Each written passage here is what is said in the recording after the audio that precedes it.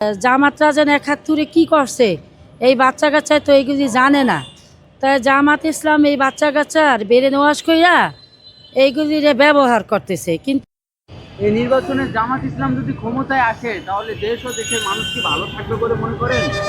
দেশের মানুষ ভালো থাকবে না, কেননা দেশের মানুষ তো এই যে নতুন জেনারেশনের যেই ছেলেমেয়ে আছে, যেমন 18 বছর 20 বছর 22 বছর, এরা তো জামাতরা যেন ৭১ কি করছে এই বাচ্চা কাচ্চায় তো এইগুলি জানে না।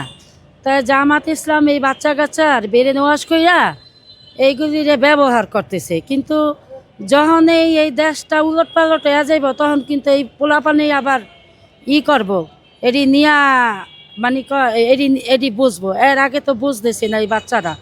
কিন্তু আপনারা দেখেন এই ৭১ যে যুদ্ধ হয়েছে, পাকিস্তানিরা ঠিক আছে, পাকিস্তান একটা রাষ্ট্র, ইসলামিক কান্ট্রি।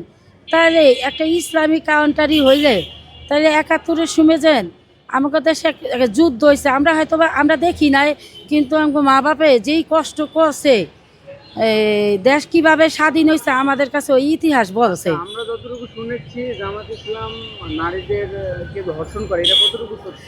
এটা পুরা 100% সত্য। না হইলে আমি আপনারা বলি, পুরা কথা না কইলে তো বুঝবেন না। যখন আজকে ধরেন আমারে যদি আল্লাহ পাক হেদায়েত না দেয়, জামাত ইসলামের বাপেরও ক্ষমতা নাই আমারে হেদায়েত দেওয়ানের। হেদায়েতের মালিক আল্লাহ, বেহেশতের মালিক আল্লাহ, হ্যাঁ, সব কিছুর মালিক আল্লাহ। আমি যদি অপকর্ম করি, পাপ পাপ পাপ না করি, তাহলে আল্লাহ আমারে বেচতে দিব। জামাত ইসলাম কিসের বেচতে দিব? জামাত ইসলাম কোনো বেচতে দিব না। আর হেদায়েত হয়েছে দেওয়ানের মালিক আল্লাহ, জামাতেরা কি হেদায়েত দেওয়ানের মালিক? এইগুলি হয়েছে শেরেক।